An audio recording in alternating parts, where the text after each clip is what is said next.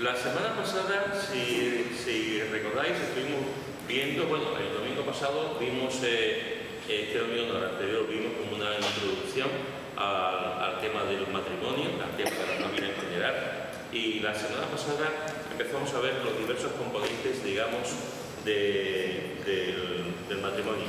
Y el primero que vimos lo encontramos en Génesis, en el capítulo 2, en el versículo 24, que vimos: por tanto dejará el hombre a su padre y a su madre.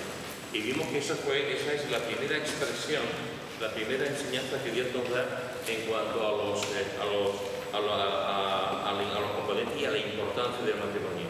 Vimos que en el plan de Dios el hecho de que el hombre deje a su padre y a su madre no es una dejadez, no es un abandono.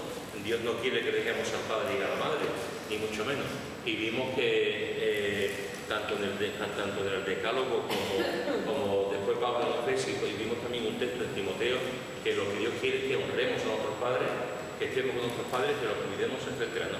Lo que aquí se está refiriendo es que, como dice el refrán español, el casado casa quiere. Una familia donde digamos los padres de ambos cónyuges estén ahí y de alguna forma sigan mandando, es una familia, o sigan bajo su influencia, es una familia que va a tener problemas. La familia tiene que tener su independencia, la familia tiene que tener sus principios. La familia, los dos que se han casado, comienzan una nueva vida y tienen que dar gracias por lo que han aprendido en la casa de sus padres, pero ahora tienen ellos una casa y tienen que organizarse, tienen que hacer las cosas de la mejor manera que ellos crean, tienen que aprender a tratar a sus hijos, a disciplinar a sus hijos, a amar a sus hijos, a poner normas en su casa, etcétera, etcétera. Vimos algunos de los motivos por los que es importantísimo esto y los estragos que puede pasar en un matrimonio si esto no ocurre. Hay matrimonios que están mal, amándose y queriéndose porque siguen bajo la influencia de sus padres, y los padres no dejan esa influencia, entonces lo siguen haciendo, por lo cual se agrava más el tema. Por eso es importante lo que vimos la semana pasada acerca de ese mandato de Dios y los motivos por los que realmente debemos de hacer. El segundo componente que dice el Señor, dice: dejará el hombre a su padre y a su madre y se unirá a su mujer. Y se unirá a su mujer. También podemos decir se unirá a su hombre, se unirá a su mujer. La palabra que aquí se traduce como se unirá en el hebreo es dabak, y esta palabra dabak literalmente significa pegarse, adherirse a. Es decir, es una palabra que dice que el hombre y la mujer deben estar pegados. Deben, como en el plan de Dios es que los matrimonios, los esposos tienen que estar pegados como si fuera cemento, pegados como si fuese un pegamento, pegados como si tuviesen soldados. Es decir, lo que el Señor quiere es que el matrimonio esté unido, que el matrimonio no esté separado. La Biblia nos dice, en varias ocasiones, nos dice que el matrimonio es un pacto. Es un pacto. Esto, cuando hablamos del pacto, podemos pensar que es un poco romántico, ¿verdad? El matrimonio puede ser una cosa más idealista, una cosa más bonita, una cosa más, más bienvenida, más así. Pero la Biblia nos dice que el matrimonio es un compromiso y que el matrimonio es un pacto sagrado. ¿Qué es un pacto? Pues nos dice el diccionario que un pacto es un contrato o acuerdo entre dos o más partes. Un pacto es un contrato o un acuerdo entre dos o más partes. Es decir, el matrimonio, los esposos se comprometen desde el momento en que se casan, se comprometen a estar unidos. ¿Cuántas veces decimos en las bodas, por ejemplo, ¿no? Te comprometes a amar y tal, a ser fiel? Pues eso es lo que hace el pacto, y lo estás haciendo delante de Dios y delante de la gente. Cuando uno se casa, bienvenido, cuando uno se casa, realmente está comprometiéndose a ser fiel, leal, etcétera, a la persona con la que casa. Por lo tanto, el matrimonio, bíblicamente hablando, es un pacto sagrado. Y lo que dice en Proverbios capítulo 2, versículo versículos 16 y 17. Proverbios capítulo 2, versículos 16 y 17. ¿Quién lo tiene? Será librado de la mujer extraña, de la ajena que halaga con sus palabras, la cual abandona al compañero de su juventud y se olvida del pacto de su Dios. Muy bien, fijaros que dice, la cual abandona al compañero de su juventud, y fijaros que dice, se olvida del pacto de su juventud con ese compañero. Y ahora vamos a Malaquías, el último libro del Antiguo Testamento, Malaquías, capítulo 2, versículo 13 al 16. Malaquías, capítulo 2, versículo 13 al 16. ¿Quién lo tiene, por favor? Malaquías, capítulo 2, versículo 13 al 16. Bienvenida. ¿Quién lo tiene? Y esta otra vez haréis cubrir el altar de Jehová, del águila, del llanto y del clamor. Así que no miréis más a la ofrenda, para que aceptarla con gusto de vuestra mano. Más diréis, ¿por qué Jehová ha testiguado entre ti, entre tú y la mujer de tu juventud, contra la cual has sido desleal, siendo ella tu compañera y la mujer de tu pacto? ¿No hizo él, habiendo en él abundancia de espíritu? ¿Y por qué no? Porque buscaba una descendencia para Dios. Guardaos pues en vuestro espíritu y no seáis desleales para con la mujer de vuestra juventud, porque Jehová Dios de Israel ha dicho que él aborrece el repudio y el que cubre de iniquidad sus vestidos, dijo Jehová de los ejércitos. Guardaos pues en vuestro espíritu y no seáis desleales. Muy bien. Fijaros que en los dos textos que hemos leído, tanto en Proverbios como en Malaquías, se nos habla del matrimonio como un pacto. En el texto de Malaquías, en el texto de Proverbios está hablando dentro de un contexto en el que una ramera, una mujer, va en busca de una persona casada. Y esta persona casada pues cae, digamos, en los brazos de esta mujer y se produce que ha olvidado el pacto que hizo con su esposa. En el caso de Malaquías, lo que está hablando aquí es, llega un momento en que la infidelidad del pueblo de Israel con su Dios era de tal manera que incluso entre los matrimonios de los sacerdotes, había infidelidad. Y el Señor les está diciendo a los sacerdotes lo que hemos visto, que no pueden hacer esto, no pueden estar con otras mujeres y ser desleales con la mujer de su juventud, porque han hecho un pacto en el que se han casado. En los dos textos que hemos leído, tanto en Proverbios como aquí, ocurre una cosa. ¿Qué es lo que ocurre? Rompieron el pacto. Y podemos decir, llamando a las cosas como son, que cuando rompieron el pacto lo que provocaron fue una infidelidad. Por eso el Señor está hablando en estos términos tanto a Malaquías como, sobre todo el lenguaje de Malaquías es un lenguaje fuerte y los Proverbios igual. Rompieron cuando ellos se comprometieron, cuando este joven se casó y se casó con la mujer de su juventud, hizo un pacto de fidelidad. Cuando los sacerdotes se casaron, hicieron un pacto de fidelidad y rompieron ese pacto. Y ese romper ese pacto fue porque fueron infieles a su pareja. Cuando la palabra de Dios nos habla de que el hombre y la mujer se unirán, está hablando de la fidelidad entre un hombre y una mujer. La fidelidad hoy en día está en desuso. La fidelidad hoy en día, la mayoría de la gente te dice que el matrimonio hoy en día dura muy poco, y te puede dar alguna estadística bienvenido Antonio, alguna estadística de la infidelidad aquí en España, pero lo que está hablando aquí en los dos es acerca de la infidelidad. Pregunto, ¿por qué es importante la fidelidad en el matrimonio? ¿Por qué es importante la fidelidad en el matrimonio? Porque ante los ojos de Dios han comprometido a cumplir lo que dice Dios. Muy bien, Una de las cosas. muy bien. Porque a los ojos de Dios, Dios lo ha hecho así establecido, y a los ojos de Dios es fundamental la fidelidad. Muy bien. Más motivos. ¿Por qué es importante la fidelidad en el matrimonio? Para mantener la confianza. Para mantener la confianza. Muy bien. Para mantener... si hay un momento... Una de las cosas más importantes que debe haber en el matrimonio es la confianza. La confianza.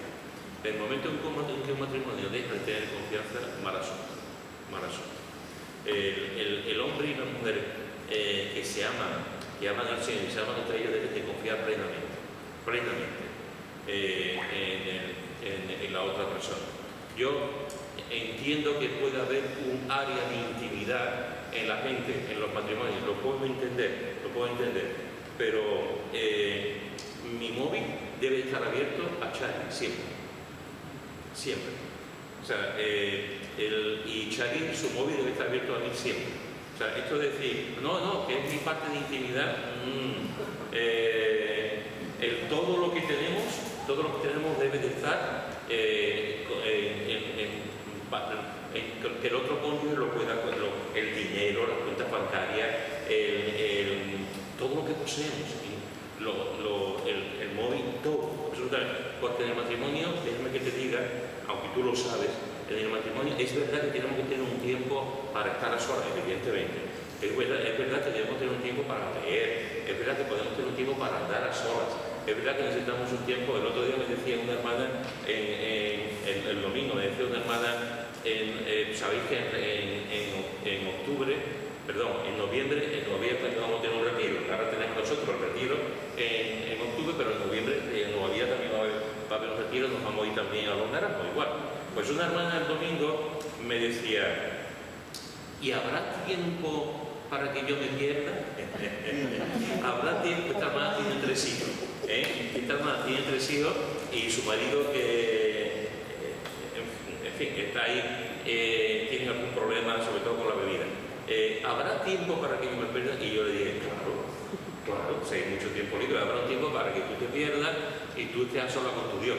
Una cosa es eso, que tenemos que tener momentos de soledad, momentos de intimidad, pero sabiendo que todo lo que tenemos y todo lo que hacemos en casa no hay una habitación para ti y otra para mí. En casa no hay un sitio para ti y otro para mí. En casa no hay un compartimento para ti y para mí. En casa hay momentos en que yo necesito estar a solas. Mira, necesito mi independencia, por dar un paseo, en mi caso aquí una librería para libros, en el caso de ella de ropa. Un poco así, pero todo es compartido. Por lo tanto, cuando ocurre el tema de la infidelidad, pues una de las cosas que efectivamente, como dice Aurora, se rompe la confianza.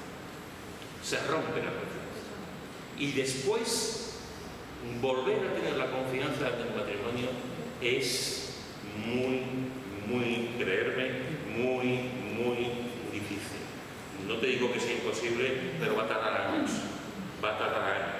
en que se pueda restaurar la confianza. Por lo tanto, efectivamente, uno de los motivos es porque se rompe la confianza. Más motivos, ¿por qué es importante la fidelidad en el matrimonio? Porque Dios es fiel. Argumentalo. Porque nosotros tenemos un pacto también con Dios. Muy bien.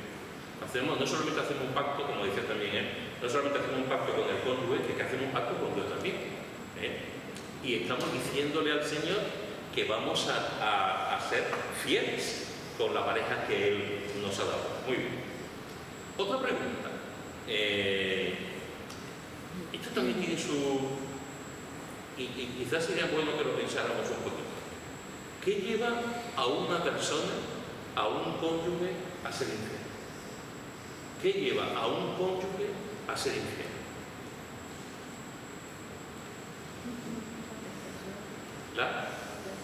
La tentación. Muy bien. La tentación. ¿Alguien más? El no someterse a Dios. El no someterse a Dios. Muy bien, perfecto. Es interesante también, pero la Aurora está hoy que lo clama. Sí, Tengo la idea clara. Es interesante, porque ¿cuántas veces habré escuchado yo? Es decir, el hecho de ser cristiano significa que nuestro matrimonio va a funcionar y no vamos a ser leales y vamos a vivir. Eso no es cierto. La estadística, yo he visto montones de matrimonios que son cristianos y son un desastre. Y con montones que son cristianos y están mal y que se han engañado también y que ha habido deslealtad y adulterio. La cosa no es que seamos cristianos, déjame deciros que el porcentaje de cristianos que engañan a sus cónyuges es muy parecido al mundo que hay, al mundo secular, es muy parecido. O sea, las estadísticas no mienten y nos dice que dentro de las iglesias hay mucho adulterio, tristemente. El problema no es que, la cosa no es que seamos cristianos, la cosa que realmente va a tener éxito, que vamos a ser bendecidos, es haciendo caso a la palabra. Haciendo caso a la palabra. Así sí, haciendo caso a la palabra, tendremos nuestras dificultades, nuestras cositas, pero no habrá engaños porque realmente no haremos caso a lo que al rol, al papel que Dios ya da al hombre, a la mujer y al matrimonio. Eso es. Un matrimonio con tres que no sea Dios es un... pero si no es Dios el tercero es un problema. Es un problema. Bueno, yo no estaba acostumbrada a eso. Cuando llegué a Futrera, que trataba con maíz, descubriera en los matrimonios una independencia de salir solo y saliendo sola con sus amigas o con un grupo y después con grupo. Cartera independiente, que yo tengo que buscar dinero para mí y yo pongo tanto en la casa y el otro gana para mí. Eso es No. Esos son costumbres heredadas que no acabamos de romper y no son sanas. No son sanas. Yo cuando llegué aquí me enteraba simplemente Sí. No son sanas. Bien, más motivos. ¿Qué lleva a una persona a ser infiel? Desorden en la vida de la persona. Desorden. Hay desorden. Entonces, si lo que es la persona no tiene un orden en su vida en cuanto a qué es lo importante para ella misma, tampoco va a considerar importante lo que es para el matrimonio en sí. Entonces, las prioridades, las cosas, la fidelidad, el amor, todo eso no entra dentro de la valoración de esa persona. Entonces, puede perder un poco el norte cuando a lo mejor viene alguien de fuera que le ofrece cosas más atractivas. Entonces, se pierde. y el egoísmo Y el egoísmo, por supuesto. prefiere a tu bienestar y tu yo antes que el de otro. Es como dice Media Naranja, tienes que compenetrarte y para compartir, porque todo quiere para ti. El otro dice, no quiero más. Bien, hemos visto algunas razones, algunas cosas, y a la pregunta ¿por qué es importante la fidelidad del matrimonio? Lo hemos visto por encima, todos somos conscientes, creo que todos somos conscientes de la importancia de la fidelidad en el matrimonio. Hemos visto también por encima otra pregunta que es ¿qué lleva a una persona a ser infiel? Y los motivos pueden ser muchos, hemos visto algunos, pero los motivos pueden ser muchos para llevar a una persona que sea infiel. Una tercera pregunta. ¿La infidelidad es un proceso o sucede de pronto? Proceso. ¿Un proceso? Porque todo es un proceso. Viene todo de dejarte llevar por desorden, no someterte a Dios, no someterte a la palabra, por inmadurez. Esto no es como una película. Yo siempre digo lo mismo, esto no es como una película. Tú no llegas a un trabajo y encuentras a la mujer idónea y el hombre idóneo y se encontráis los dos y en ese momento está la infidelidad. Eso Yo eso no me lo creo. Yo creo que tiene que haber un filtreo. Un filtreo. Yo creo que tiene que hablar y tiene que... Y desde que está hecho también hay mucha infidelidad, ¿eh? Y el que usa esto con otra persona, que no es tu mujer o tu marido, tú también eres infiel por eso. Y tiene que haber un proceso. Tiene que haber un proceso entre dos personas. En un trabajo, un roce, un día, otro día, y tiene que ir creciendo esa, a no ser que vaya a una prostituta. Eso es distinto. También los hay también, pero también es un proceso para llegar a un hombre o una mujer a buscar sexo para uno, también tiene que ser un proceso, pero todo tiene un proceso de esfuerzo, de pecado, de todo, de muchas cosas a la vez para llegar ahí. Lo mismo que peca también tiene que ir a un proceso, no va a llegar a... Es interesante porque si recordamos a Lot fue un proceso. Lot tomó una decisión de coger la mejor llanura en vez de dejarse a su tío, a Abraham, tomó la decisión y poco a poco se fue poniendo en sus tiendas para llegar a Sodoma, hasta la ciudad del pecado, pero fue un proceso, fue poco a poco. Estas cosas que ocurren, como bien ha dicho Manolo, en el cine y en la televisión, el cine y la televisión es una ventana abierta a la seducción. El cine y la televisión, las películas, es una ventana abierta al pecado. Y tenemos que tener cuidado con eso. Estamos tan acostumbrados a ver películas y series donde el engaño está cada 2 por 3. Estamos acostumbrados a que tú engañas a tu mujer, a tu esposo y no pasa absolutamente nada en el cine o en la televisión, cuando tiene todas sus consecuencias. Evidentemente nadie va a engañar a su cónyuge si todo va bien. En alguna ocasión puede pasar, pero eso sería una vez, yo qué sé, en un momento dado tú ves a una chica, un chico y una pasión, hay un instinto ahí, pues, pero eso normalmente no suele ser así. Normalmente suele ser pasito a pasito. Hay un descontento, hay un desencuentro, no hablamos, nos distanciamos, alguien viene y me hace sentir bien, mi cónyuge no me hace sentir bien hace mucho tiempo, en fin, es un poquito a poco hasta que se da el espaldarazo definitivo, cuando ya tienen relaciones y a partir de ese momento pues entra ya lo que conocemos como el adulterio. Efectivamente, normalmente ese tipo de situaciones no va de un día para otro, poquito a poco. Pero el ejemplo del rey David. El ejemplo del rey David fue algo es interesante ese ejemplo porque parte de alguien que lo tenía todo.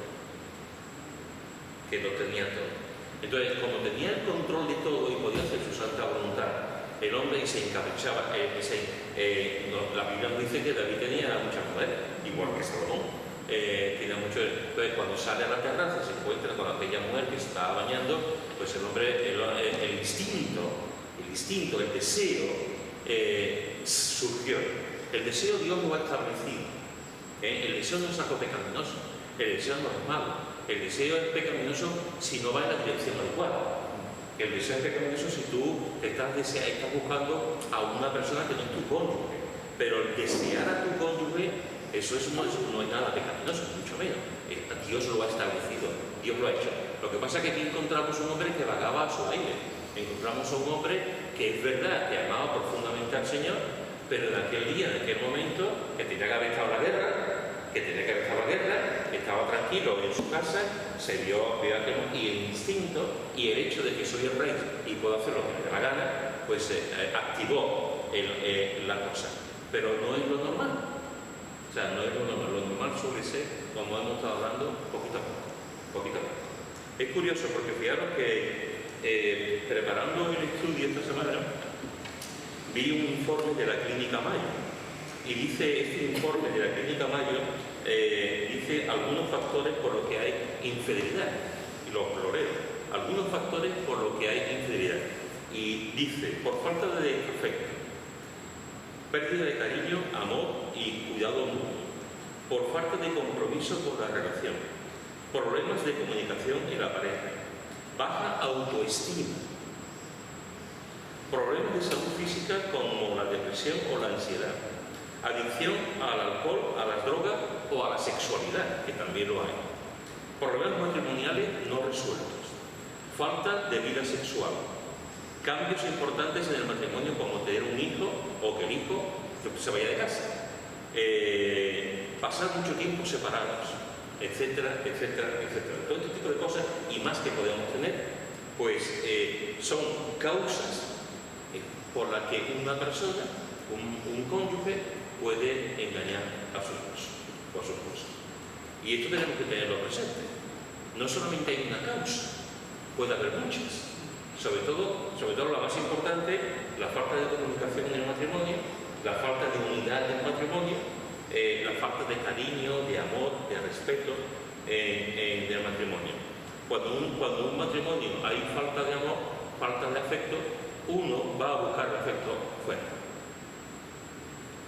El ser humano está hecho para amar y para ser amado. Y si tú no encuentras el cariño en tu cónyuge, sin querer, lo vas a buscar en otro sitio. Y poquito a poco lo vas a encontrar en otro sitio. La pérdida de cariño, la falta de amor, la falta de cuidado mutuo, no nos cuidamos mutuamente, no nos interesamos el uno por el otro, no nos preguntamos, no pasamos un tiempo juntos y llegamos a un momento de completa monotonía en el matrimonio. Y como decía alguien, la monotonía del matrimonio lo mata todo, es un monstruo que todo lo devora. La monotonía y eso decía uno. La monotonía y la rutina es un monstruo que mata el matrimonio, lo devora. La falta de compromiso con la relación, estoy más con mis compañeros, con mis amigos que contigo, estoy más en el trabajo que contigo, estoy más en la iglesia que contigo, etc., ¿no? Problemas de comunicación en la pareja, que es fundamental, como estoy diciendo. Si la pareja no habla, si no hablo yo contigo, a mí no hablará contigo. Problemas de salud física, porque tú puedes estar con una persona y resulta que tu cónyuge está todo el día con una depresión. Y llega un momento en que tú te cansas. Llega un momento en que tú estás todo el día con una persona que está con depresión o con ansiedad y tú necesitas salir de ese ambiente. Una persona con depresión o ansiedad dura un tiempo, pero que lleva 3 o 4 años y el cónyuge de alguna forma en su casa está viviendo una situación muy complicada que no hemos probado, pues surge alguna otra cosa, o en un familiar o algo, ¿no? Y es una manera de escapar a la situación en la que está viviendo. Una persona que sea adicta también, no solamente adicta al alcohol, a la droga, hay gente que son adictas a la sexualidad, al sexo. Es verdad que hay, digamos, el porcentaje elevado entre los hombres, pero también entre las mujeres. Son adictas al sexo. Y si el sexo no les satisface con su cónyuge, lo van a buscar en otra parte. Es un problema, es una adicción. Y hay que procurar ayudar en esa adicción, porque al fin y al cabo es una enfermedad. Y hay que tener cuidado con eso. Los problemas matrimoniales no resueltos. ¿Cuántas veces los matrimonios vienen para otro lado y no hablan? Y no se arreglan las cosas. Y no resolvemos los conflictos, los problemas, las cosas que te mañana, y llegan 20 años después y sigue sin hablar, sin resolver el tema. La falta de vida sexual, el matrimonio, una parte que lo veremos la semana que viene, la semana que viene no, para la otra, la semana que viene va a estudiar. Una de las cosas que ocurre es que en el matrimonio una de las partes importantísimas es la vida sexual, pero si la vida sexual, por los motivos que sea, no funciona, es un factor que para que ocurra el divorcio, la deslealtad, el adulterio, etcétera, etcétera, etcétera. Y por supuesto hay que tener mucho cuidado con los tiempos prolongados de ausencia. Un matrimonio que a lo mejor se lleve trabajando, mi hermana, por ejemplo, mi madre y mi cuñado, ya está jubilado, pero mi madre y mi cuñado, él trabajaba para una empresa del Corte Inglés, para una subcontrata del Corte Inglés. Trabajaba como fontanero, albañil, se llevaba años y años y años. Y lo mandaban a Galicia, lo mandaban a Marruecos, lo mandaban a Mallorca, lo mandaban y se llevaban meses sin verse.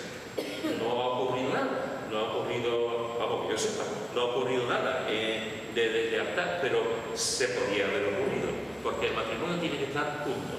Una cosa es que tú te vayas de viaje una semana, 2 semanas, un mes, y otra cosa es que te vayas de viaje constantemente, porque eso lo único que puede provocar realmente es eso, que encuentres alivio en otra persona. El matrimonio tiene que estar junto. Y fijaros, hermano, que como comenté antes, he mirado durante estos días, las estadísticas de engaño que hay en España, de este año pasado, de 2023, son datos muy recientes, 2023. El año pasado, el 42% de los hombres casados, o como se dice ahora, parejas no están casados pero tienen pareja, el 42% de los hombres casados o que viven en pareja han sido infieles, por lo menos una vez. Un 42%. Es una barbaridad. Han sido infieles por lo menos una vez. Y en cuanto a las mujeres, las estadísticas dicen el 31%. Y sube más que los hombres. Va subiendo, va viendo cada año y va viendo que el porcentaje de los hombres sube, pero el de la mujer sube todavía más. 31% han sido infieles las mujeres casadas o que tienen pareja en el año pasado, por lo menos una vez. Esto es terrible. Esto es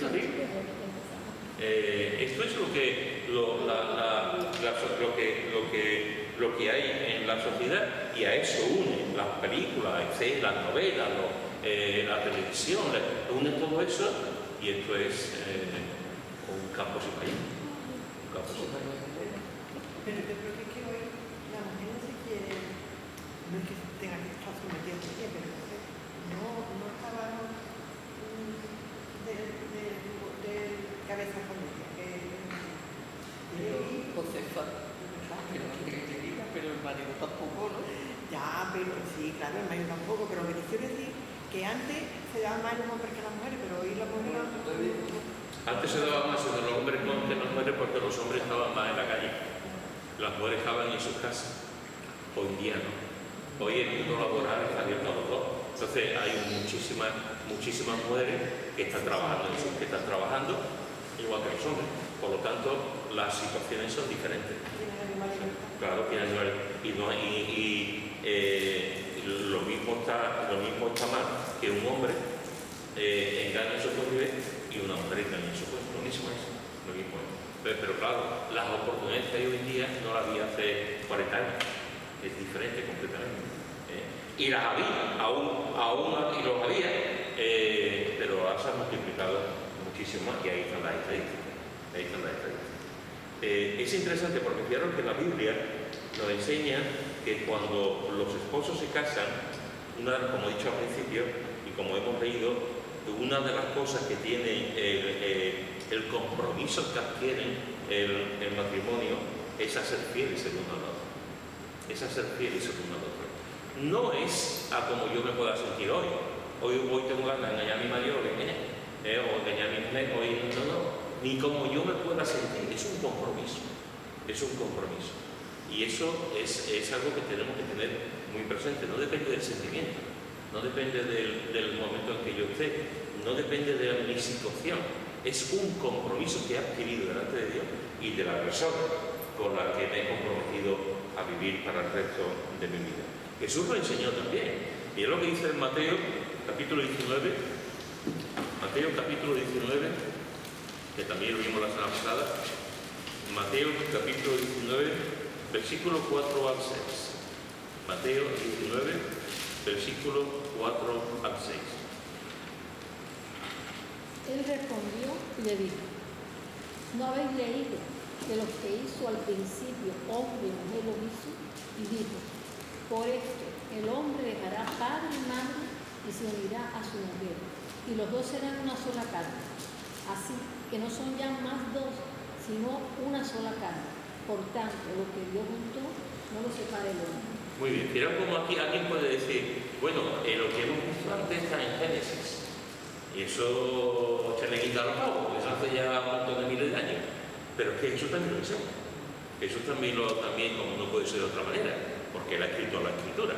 Entonces Jesús cita el mismo texto, y Jesús está diciendo, dejará al hombre a su padre y se unirá a su madre, exactamente igual que hemos visto en Génesis 2:24, pero no solamente eso lo enseña, el apóstol Pablo también lo enseña.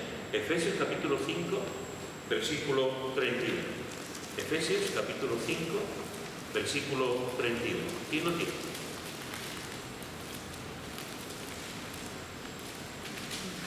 Por eso dejará el hombre a su padre y a su madre y se unirá a su mujer, y los dos serán una sola carne.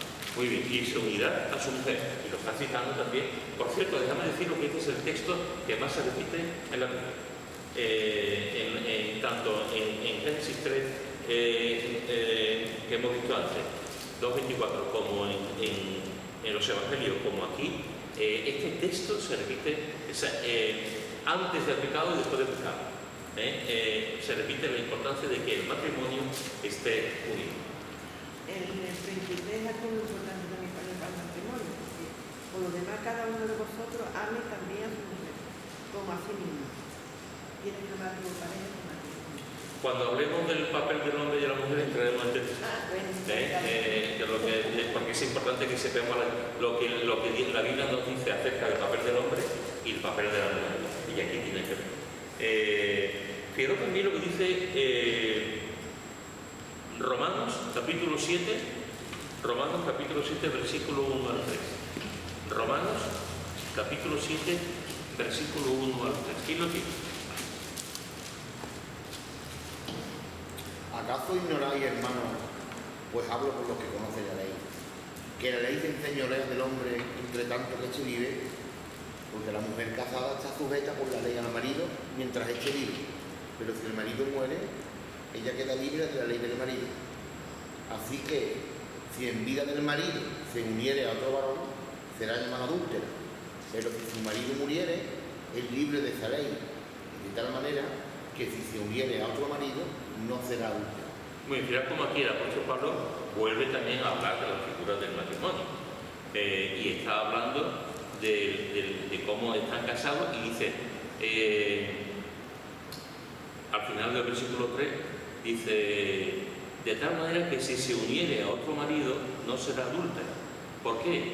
Porque lo que está comentando aquí es que si ya sean como dice, la mujer casada está sujeta por la ley al marido mientras éste vive. Si una persona muere, evidentemente tú puedes casarte, tú puedes volver a casarte sin ningún tipo de problema. Así que dice, si el marido muere, ya queda libre de la ley del marido. Así que si en vida del marido se uniera a otro varón, ¿cómo será llamado? Adúltera. Es decir, es lo mismo. Está enseñando lo que la palabra de Dios nos enseña. Tu marido, tu esposa ha muerto. Si tú encuentras una persona adecuada al camino del Señor, adelante. Ahora, si te vas con una persona, engañas a tu cónyuge, mientras que tu cónyuge está vivo o viva, eres una persona adúltera. Y ahora fijaros lo que dice en 1 Corintios capítulo 7, versículo 10. 1 Corintios capítulo 7, versículo 10.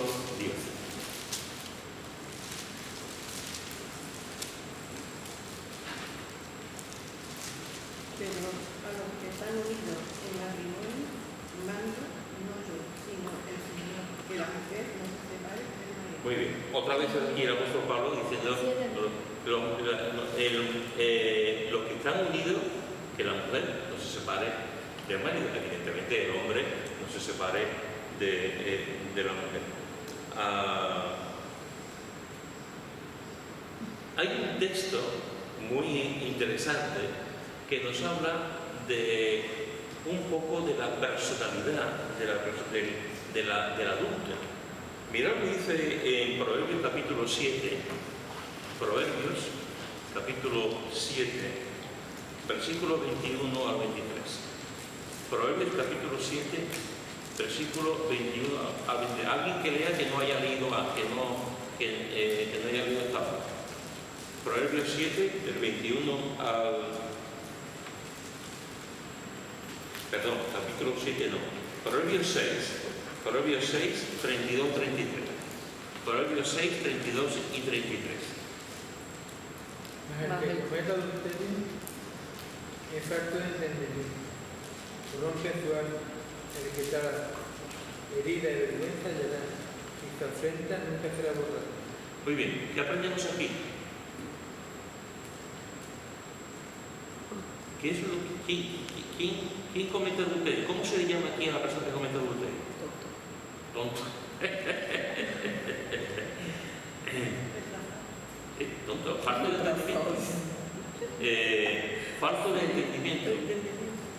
Pero no solamente dice que es falto de entendimiento. Fíjate, dice que corrompe su alma. Corrompe su alma. Heridas y vergüenza hallará y su afrenta nunca será borrada. Es decir, es una situación muy peligrosa, muy complicada. La persona, ¿cuántas veces ocurre, hermano? Mira, una de las cosas que ocurre con el pecado, alguna vez he comentado que un día cuando estaba yo predicando en la Plaza Nueva en Sevilla, cuando era joven, cuando estaba en el grupo de jóvenes, estaba predicando en la Plaza Nueva en Sevilla. Habíamos hecho, ya he hecho algunos añitos, hicimos un coro, estábamos cantando y yo estaba predicando en la calle. Y de pronto alguien me tiró una piedra, le tiró una piedra. Es me tiró una piedra. La piedra estaba envuelta, era como si fuese un caramelo. Pero yo cogí el caramelo, abrí el caramelo, y era una piedra. Alguien tomó la cosa, tomó una piedra, y además se tomó el tiempo de ponerlo como si fuese un caramelo y me lo imprimió, y me dio el caramelazo que fue un piedrazo. El pecado hace eso. El pecado es una piedra y se envuelve como si fuese un caramelo. El pecado nos engaña, por eso el pecado nos atrae tanto. Porque nos engaña. Por eso el pecado nos llama tanto la atención, porque nos hace ver que si pecamos, que si hacemos esto, vamos a conseguir esto. Nunca somos conscientes de que si pecamos viene una ruina. Nunca somos conscientes de que si pecamos no es que vamos a encontrar la piedra filosofal, no, al contrario, nos vamos a meter en un problema. La persona que no es entendida, la persona que no tiene entendimiento, dice, bueno, engaño, no se va a enterar nadie. Se equivoca. Aparte de que Dios se entera, se entera él. O ella. Y aunque tú, ese momento, ese tiempo que tú has estado con la otra persona, lo hayas pasado más o menos bien, después te quedas sola. Después te vistes y te vas. Y vas a tu casa. Y ves a tu cónyuge. Y ves a tus hijos. Y empieza la mente. Y empieza el que he hecho, que ha ocurrido. Y empieza a tener falta de sueño, a sentirte culpable, a no mirar a tu mujer a los ojos o a tu cónyuge a los ojos. Empieza a ver el efecto del pecado. No solamente es un caramelo, es una piedra. Empieza a ver que hay cosas que realmente no funcionan y no son buenas. En la sociedad en la que vivimos, el pecado se disfraza. Y siempre es mejor la mujer de otros. Siempre es mejor el marido de la otra. Siempre es mejor esa familia de allí que la mía. Siempre es mejor aquel coche que el mío. Siempre es mejor lo otro. O sea, como nos hacen eso, pues al final el pecar es tan fácil que pecamos, pero nunca somos conscientes que nos han picado un veneno. Y la persona entendida va a intentar, la persona que no es tonta, va a intentar por todos los medios va a decir, no, hay una frase de Paul Newman, a mi mujer le gusta mucho Paul Newman. Hay una frase de Paul Newman, aquí también, ¿no? Claro. Hay una frase de Paul Newman que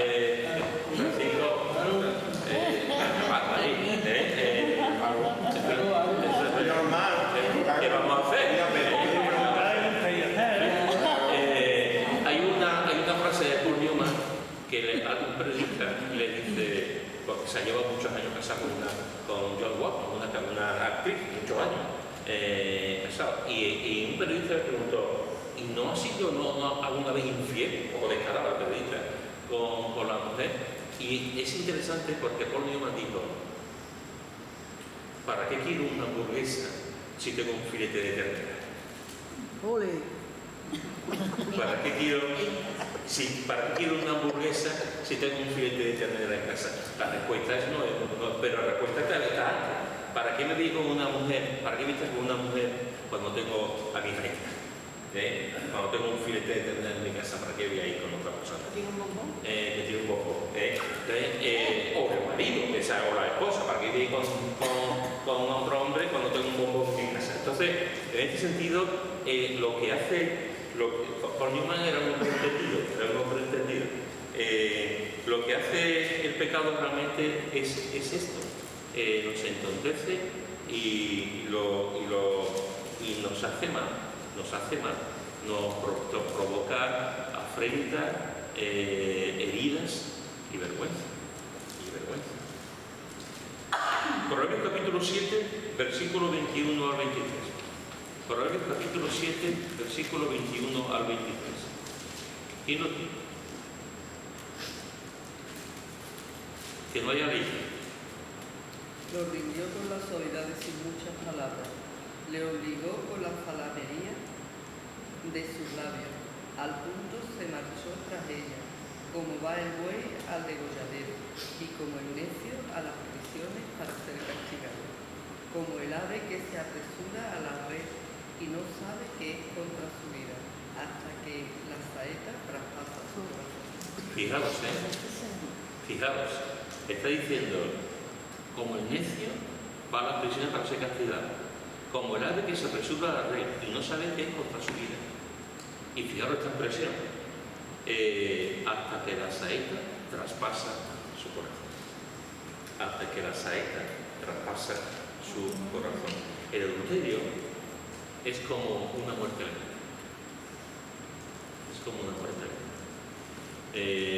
Porque el sentido de la culpabilidad está ahí. Es como una muerte que te va con un veneno que se ha entrado y poco a poco va haciendo su función. Y sin tú quererlo, sin tú darte cuenta, eso va a afectar también al resto en tu día a día con tu cónyuge. Va a afectar en la forma de hablar, va a afectar en los abrazos, va a afectar en las relaciones sexuales también, porque no vas a querer tocarla porque sientes culpable o tocarla. Entonces, en este sentido, cuidado, porque la Biblia sí nos enseña que, vale, tú has comido el caramelo, pero no olvides que el caramelo está envenenado y que te va a hacer daño. La Biblia también condena el adulterio. Uno de los mandamientos que encontramos en el Decálogo, ¿cuál es? No. ¿Qué? No cometerás adulterio. Eso es uno de los, Éxodo 20:14. Eso es uno de los mandamientos que nos dice la palabra, no cometerás adulterio. Es interesante porque en ese decálogo, en esos 10 mandamientos, en aquel tiempo ya Dios estaba diciendo no cometerás adulterio. Es decir, Dios le estaba dando una importancia tremenda al matrimonio. Y Dios, conociendo al ser humano, conociendo lo que somos, lo que provoca el pecado, ya estaba diciendo, cuidado, no cometerás adulterio. Bien, comentarios en este punto.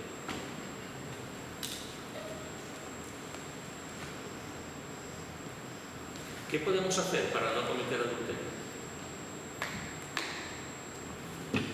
Obedecer a Dios. Obedecer a Dios. Tener temor de Dios. tener temor de Dios. Evita las tentaciones y huir de ellas. Evitar la tentación, efectivamente. Eso es muy importante.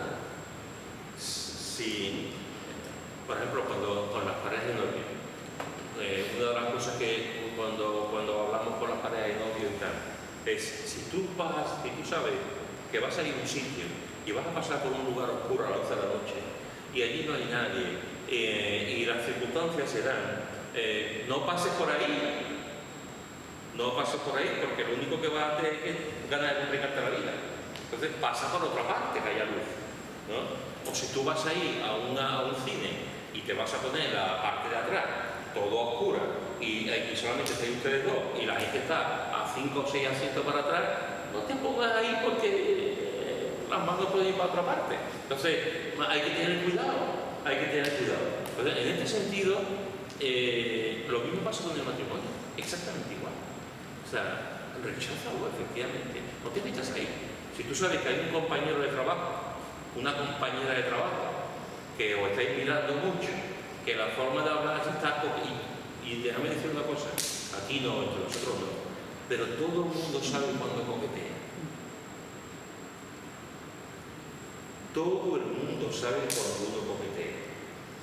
Y tú sabes cómo tú dices las cosas, y tú sabes cómo la otra persona te dice las cosas.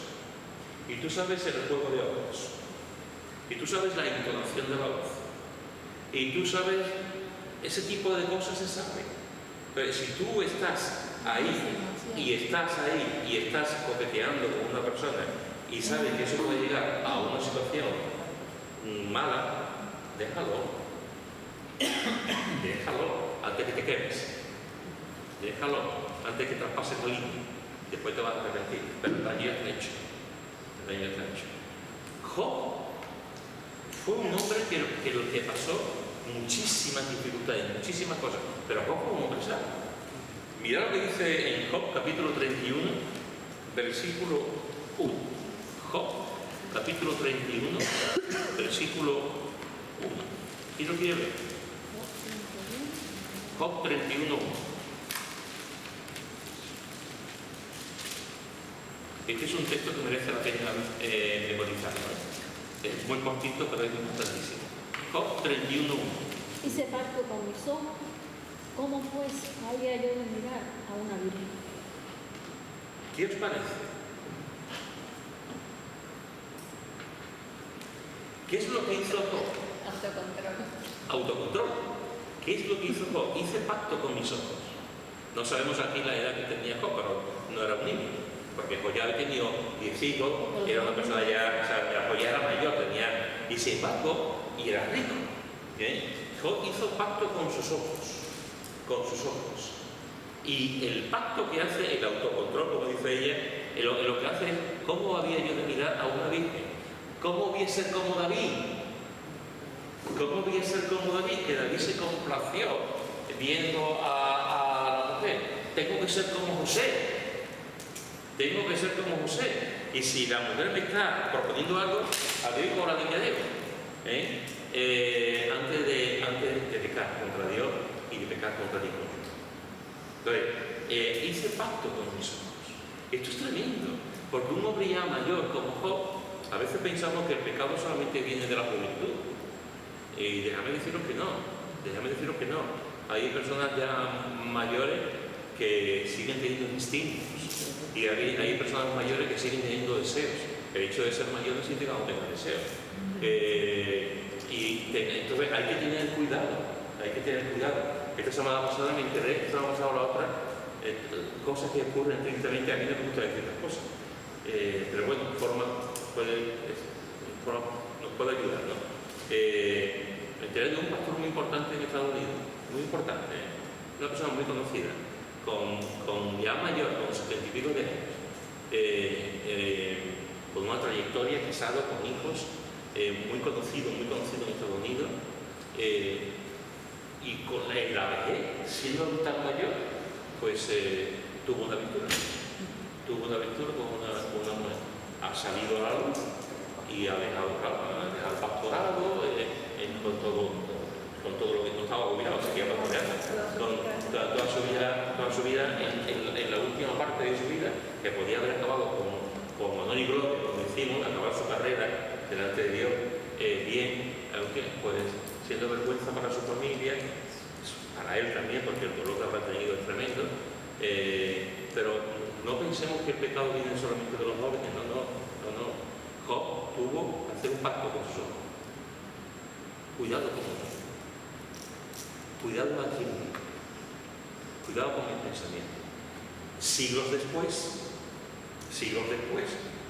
nuestro Jesús en el Sermón del Monte dijo una cosa muy importante acerca del adulterio. Bueno, ¿recordáis lo que dijo?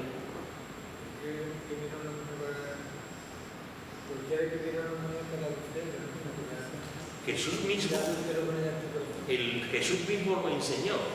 Jesús mismo dijo, no solamente el adulterio es algo físico, el adulterio empieza aquí. O sea, y Jesús dice, lo que estamos viendo, Jesús dice, cualquiera que mira a una mujer y la desea, se recrea, se complace, piensa, tiene imágenes como un hombre, ya adulteró en su corazón. Y Jesús va más allá. Jesús no solamente va al hecho físico, Jesús va al deseo pecaminoso que quita a tu cónyuge de un lado y pone a esa persona. Y tú puedes tener a lo mejor relaciones con tu cónyuge y tú estás pensando en otra persona. Y tú dices, tengo tu cuerpo, pero no tengo tu corazón, tu mente, porque estás pensando en otra persona. Eso es adulterio. Entonces, cuidado, porque tenemos que hacer, una de las cosas que tenemos que hacer es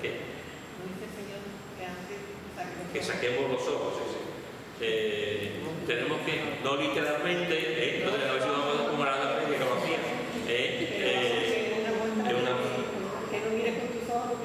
entonces, cuidado. Pero tenemos que tener la voluntad de Dios. Lo que vemos en la Escritura es que el hombre y la mujer son una única. Y donde hay tres es una desgracia. Es algo terrible. El matrimonio no funciona con tres quitando a Dios. El matrimonio funciona siempre con dos y con Dios, pero no con ninguna otra persona. Entonces, el matrimonio tiene que hacer un pacto, tiene que ser, es un compromiso de fidelidad. Hacia el cónyuge. Y hacer un pacto. Pero no solamente con la persona, hacer un pacto también con las películas pornográficas. Cuidado, porque puedo estar mirando y estoy haciendo algo que no está bien. Y estoy deseando a alguien o hacer un numerito sin caer que la mayoría de las cosas que se hacen en las películas pornográficas no tienen nada que ver con la realidad. Absolutamente nada que ver con la realidad. Entonces, cuidado, hermano, porque lo que Dios desea, lo que Dios quiere es la unidad del matrimonio. Y ante eso es lo que tenemos que, como matrimonio, tenemos que decir, Señor, ayúdame a ser fiel a mi cónyuge y a tener siempre presente mi pacto, el pacto con mi cónyuge de unidad, de amor, de compromiso y de no engañarlo o engañarla. Yo creo que eso es lo que están tratando de destruir la familia, destruir los valores y destruir todo lo más importante que Dios ama. Lo están haciendo ahora. Sí. Los partidos políticos, todos los políticos están sacando Así es. que es aberrante, ¿no? Las cosas que están diciendo. Así es. ¿Alguna otra cosa? En cuanto a lo último que has dicho, estaba pensando lo importante que es filtrar como matrimonio lo que vemos en la tele. Porque a veces nos ponemos a ver una película y resulta que en la película pues hay escenas que no tienes por qué ver. Eso es inmundicia. O sea, eso es inmundicia tanto para la persona que lo ve como para el propio matrimonio. O sea, que tú tienes que evitar, si estás viendo una película, hay escenas que ya lo que vienen es a hacer escenas de sexo y historia. Eso tienes que quitarlo. Tienes viendo eso porque eso lo que trae es inmundicia a tu vida y a la vida del matrimonio. Y más, y ya aberrante total que un matrimonio para llegar a consumir Vean pornografía. vean pornografía. Eso ya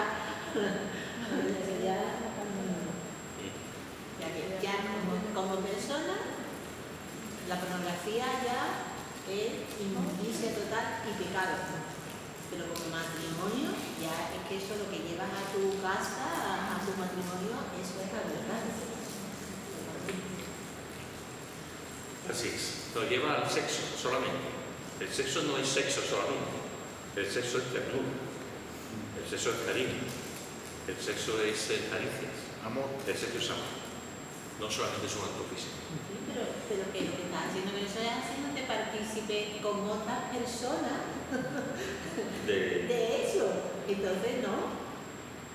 ¿Cómo se llama? Eso se llama hacer amor, que amor que el pulmón dice que dice hacer amor. Bueno, familia, hoy hemos visto la segunda parte, digamos, el segundo componente del matrimonio según el plan de Dios. La semana pasada vimos que llegará el hombre a su padre y a su madre, y hoy hemos visto que se unirá a su mujer. Hemos visto que el matrimonio es un pacto. Hemos visto que la palabra hebrea, que se traduce como se unirá, la palabra hebrea es dabar, que significa pegarse, adherirse. Es decir, lo que el matrimonio tiene que hacer es pegarse, pegarse. Hemos visto que el matrimonio es un pacto, hemos visto en Proverbios y en Malaquías ese pacto, y hemos visto que en los dos sitios el problema que la Biblia plantea es la infidelidad. En una por una prostituta, en el otro porque los sacerdotes se estaban casando y se divorciaban. Y el Señor habla acerca de la infidelidad. Hemos visto algunas preguntas importantes, por lo menos por encima. ¿Por qué es importante la infidelidad en el matrimonio? ¿Qué lleva a una persona a ser infiel? ¿Y la infidelidad es un proceso o sucede de pronto? Y hemos visto también un informe de la Clínica Mayo que dice algunos de los factores por los que hay infidelidad, que no voy a leer. Y hemos visto que el 42% de los hombres casados o que viven pareja en España el año pasado fueron infieles, por lo menos una vez. Y el 31% de las mujeres exactamente lo hicieron también. Hemos visto que Jesús nos enseña sobre la importancia de la unidad entre el hombre, entre los esposos. Y Pablo también lo enseña en diversos sitios. Hemos visto que el que comete adulterio es falto de entendimiento. Hemos visto que el adulterio es como si uno muriese. Hemos visto que la Biblia lo condena y nos dice no.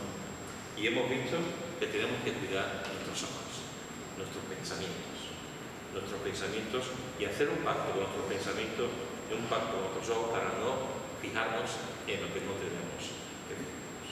Y si nos fijamos, dice Señor, ayúdame y me voy de aquí, antes de caer en pecado. Amén.